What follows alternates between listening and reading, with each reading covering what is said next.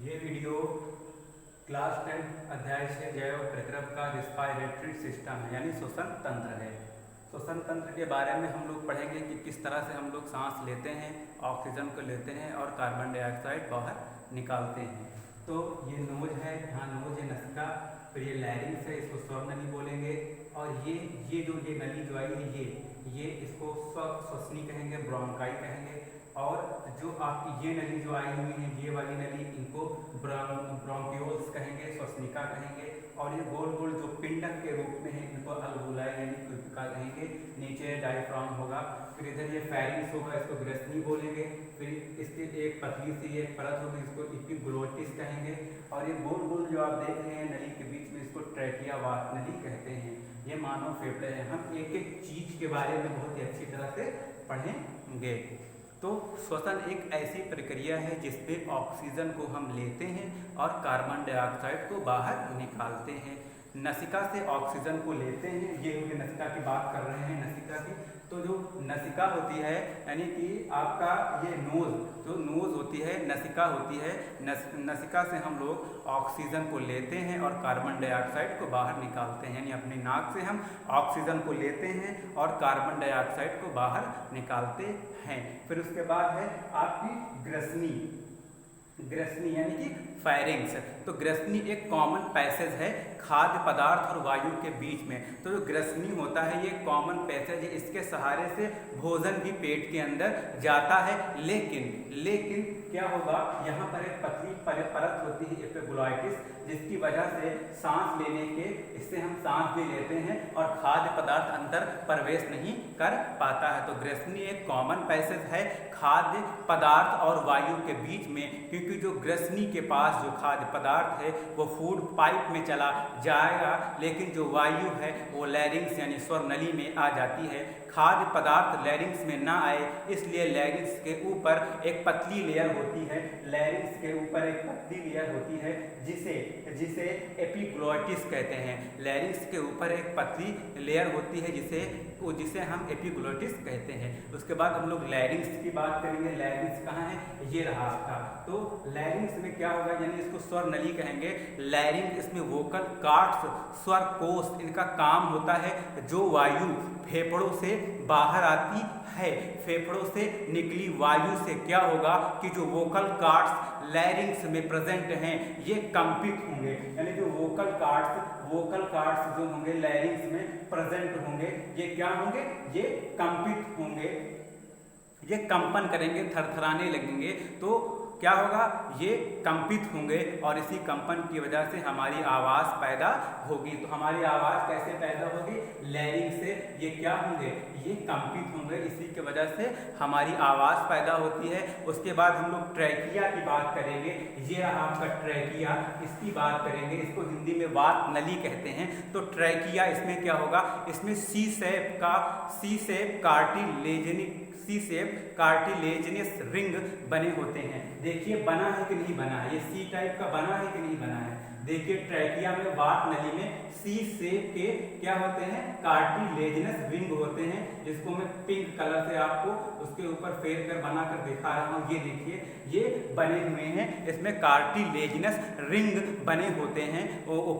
इनको उपास्थि वलय भी कहते हैं, इनको कार्टिलेजिनस रिंग को उपास्थि वलय भी कहते हैं। इनका मेन काम क्या होता है, जब वायु ट्रैकिया में प्रेजेंट नहीं होती है, जब इसके अंदर वायु अनुपस्थित होती है, मौजूद नहीं होती है, तो क्या होता है, जब ट्रैकिया में वायु प्रेजेंट नहीं होती है, इस स्थिति में ये नली चिपक सकती है, इसलिए ये ट्रैकिया न चिपके, इसलिए कार्टिलेजिनस रिंग प्रेजेंट होते हैं। क्योंकि जब इसके अंदर वायु ना आए, इसलिए यहाँ पर कार्टिलेजिनस रिंग प्रेजेंट होते हैं ये ट्रैकिया के अंदर, जिससे ये नली क्या हो सके, चिपके ना।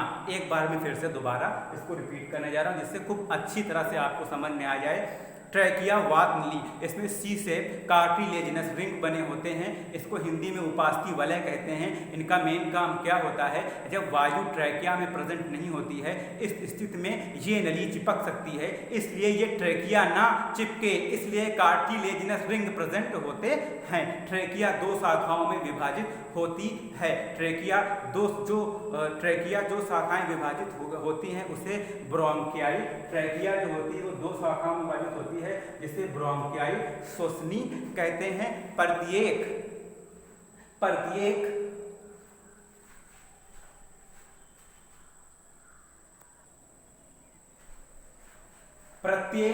प्रत्येक फेफड़े में अन्य ब्रोंकियोल्स श्वसनिकाओं में विभाजित हो जाती है। ट्रैकिया दो भागों में विभाजित होती है, एक श्वसनी ब्रोंकियाई और दूसरा श्वसनिका ब्रोंकियोल्स। जो ट्रैकिया होगी वो दो भागों में आकर के ये देखिए यहाँ पर विभाजित हो गई, एक श्वसनी एक ब्रोंकियोल्स श्वसनिकाओं में विभाजित हो जाती है। और आगे चलकर ये ब्रोंकियाई श्वसनिका अल्वुलाई कोपिकाओं में विभाजित हो जाती है। आगे चल के ये जो ब्रोंकियोल्स, इसको हिंदी में श्वसनिका कहते हैं, ये अल्वुलाई यानी कि कूपिकाओं में विभाजित हो जाती है। ये देखिए आप देख रहे हैं, ये कूपिकाओं में विभाजित हो जाती है। अल्वुलाई की लेयर बहुत पतली होती है। पतली क्यों होती है, ये अल्वुलाई है, इनकी लेयर पतली क्यों होती है, इसलिए क्योंकि जो गैस का एक्सचेंज यानी आदान प्रदान आसानी से हो सके, इसके लिए इसके जस्ट नीचे एक रक्त कोशिकाएं बनी होती हैं ताकि जो यहाँ ऑक्सीजन उपस्थित है वो रक्त कोशिकाओं को दिया जा सके और ऑक्सीजन अल्वुलाई में आ सके, ये ऑक्सीजन अल्वुलाई में आ सके। दोनों फेफड़ों के बाहर डबल मेम्ब्रेन होती है। ये इतनी बात हो गई, इसके बाद हम ये डबल मेम्ब्रेन की बात करेंगे। दोनों फेफड़ों के बाहर डबल मेम्ब्रेन होती है। इस मेम्ब्रेन को प्लूरल मेम्ब्रेन कहते हैं। इनका मुख्य फेफड़ों पर बाहरी प्रेशर से फेफड़ों को बचाती हैं। इनका मुख्य काम है, जो हम लोग जो चलते हैं तो हमारे जो फेफड़े होते हैं ये क्या करते हैं, इनको ये वाली परत जो होती है तो फेफड़े को बाह्य प्रेशर से बचाती है। तो प्लूरल मेम्ब्रेन जो होगा आपका, तो एक प्लूरल कैविटी और पेरिकार्डियल कैविटी बनाएगा, जिसको थोरैसिक कैविटी भी कहेंगे। तो प्लूरल मेम्ब्रेन क्या करेगा,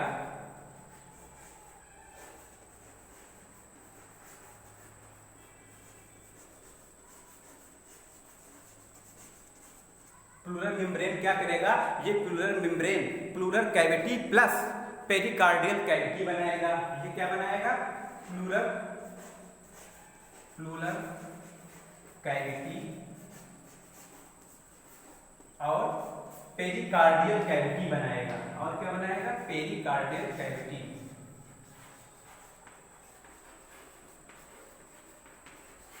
पेरिकार्डियल कैविटी बनाएगा। तो क्या बनाएगा, पेरिकार्डियल कैविटी और ये बनाएगा प्लूरल कैविटी और प्लूरल कैविटी, इस पे थोड़ा सा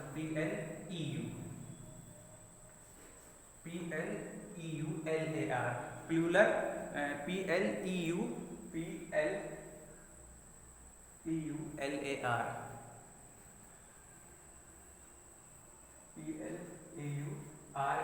प्लूरल प्लूरल कैविटी और पेरिकार्डियल कैविटी बनाएगा।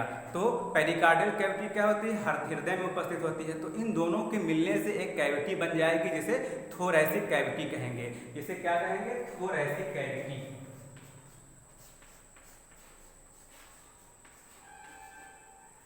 THORACIC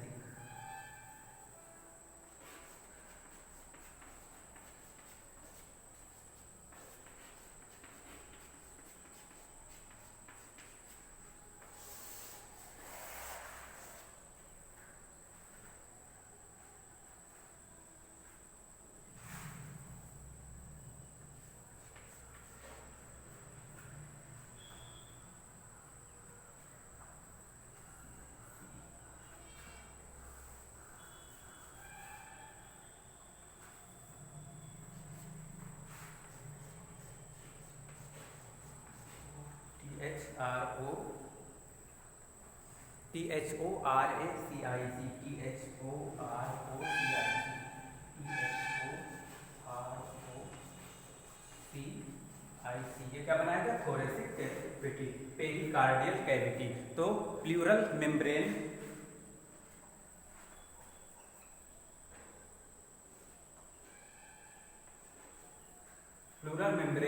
प्लूरल कैविटी बनाएगी और फिर ये अगली कैविटी बनेगी पेरिकार्डियल कैविटी, जो कि हृदय में उपस्थित होती है, और ये दोनों मिलकर थोरेसिक कैविटी का निर्माण करेंगी। अब आगे क्या होता है आइए देखते हैं। इस तरह से कैविटी बनती है। फिर उसके बाद होता है ब्रीथिंग यानी श्वासोच्छ्वास। तो श्वासोच्छ्वास दो प्रकार की होती है, एक सांस लेना, एक सांस छोड़ना, यानी इंस्पायरेशन और एक्सप्रेशन। इंस्पायरेशन का मतलब ऑक्सीजन को लेना और एक्सपायरेशन का मतलब कार्बन डाइऑक्साइड बाहर निकालना। जब हम सांस लेते हैं तो हमारा डायफ्राम सिकुड़ जाता है। ये जो डायफ्राम होता है, जब हम सांस लेते हैं तो हमारा डायफ्राम सिकुड़ जाता है और सिकुड़ कर फैल जाता है। इससे क्या होगा, जो हमारी थोरेसिक कैविटी है इसका आयतन एरिया बढ़ जाएगा। इसमें वायुदाब एटमॉस्फेरिक प्रेशर कम हो जाएगा और बाहर वायुदाब ज़्यादा है, अंदर वायुदाब कम है। डायफ्राम के सिकुड़ने के कारण ऑक्सीजन बाहर से अंदर आ जाएगी, क्योंकि हवा हमेशा ज़्यादा से कम की ओर आती है। ये आपका क्या होता है श्वासोच्छ्वास। तो एक्सप्रेशन है, जब थोरेसिक कैविटी में वायुदाब ज़्यादा होगा तब एक्सप्रेशन की प्रक्रिया होगी। कैसे, जो हमें कार्बन डाइऑक्साइड बाहर निकालनी है उस दौरान जो हमारा डायफ्राम होता है वो रिलैक्स स्थिति में होता है। जब ये रिलैक्स होगा तो ये सिकुड़ेगा और सिकुड़ता हुआ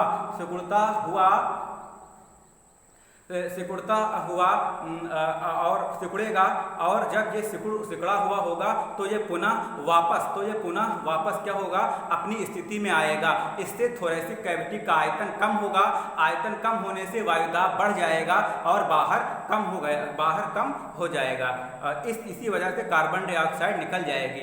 इस बात को दोबारा हम लोग समझेंगे, दोबारा इस बात को हम लोग कहेंगे। फिर से श्वासोच्छ्वास क्या होता है, यानी ब्रीथिंग दो प्रकार की होती है, एक सांस लेना, एक सांस छोड़ना। जिसको सांस लेना यानी ऑक्सीजन लेने को इंस्पायरेशन कहते हैं। एक्सप्रेशन यानी कार्बन डाइऑक्साइड को बाहर निकालना एक्सप्रेशन कहलाता है। जब हम सांस लेते हैं तो हमारा डायफ्राम सिकुड़ जाता है और सिकुड़ कर फैल जाता है। इससे क्या होगा, जो हमारी थोरेसिक कैविटी है इसका आयतन बढ़ जाएगा। इससे वायुदाब एटमॉस्फेरिक प्रेशर कम हो जाएगा और बाहर वायुदाब ज़्यादा है, अंदर वायुदाब कम है। डायफ्राम के सिकुड़ने के कारण ऑक्सीजन बाहर से अंदर आ जाएगी, क्योंकि हवा हमेशा ज़्यादा से कम की तरफ आती है। एक्सपायरेशन, जब थोरेसिक वो था आपका इंस्पायरेशन, अब यह है एक्सपायरेशन। जब थोरेसिक कैविटी में वायुदाब ज़्यादा होगी तब एक्सपायरेशन की प्रक्रिया होगी। कैसे, जो हमें कार्बन डाइऑक्साइड बाहर निकालनी है उस दौरान जो हमारा डायफ्राम होता है वो रिलैक्स स्थिति में होता है। जब ये रिलैक्स होगा तो ये सिकुड़ेगा। जब ये रिलैक्स होगा तो ये सिकुड़ेगा और जब ये सिकुड़ा हुआ होगा तो ये पुनः वापस अपनी स्थिति में आएगा। इसमें थोरेसिक कैविटी का आयतन कम होगा। आयतन कम होने से वायुदाब बढ़ जाएगा और बाहर कम हो गया, इसकी वजह से CO2 बाहर निकल जाएगी। ये था आपका श्वसन तंत्र, जो बहुत ही अच्छी तरीके से हम लोगों ने आज पढ़ा है।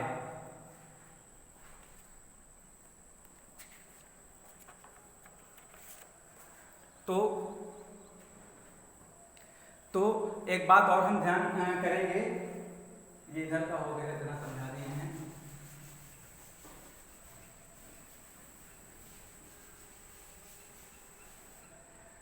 जो टाइडल वैल्यूम होती है वो 500 ml होती है।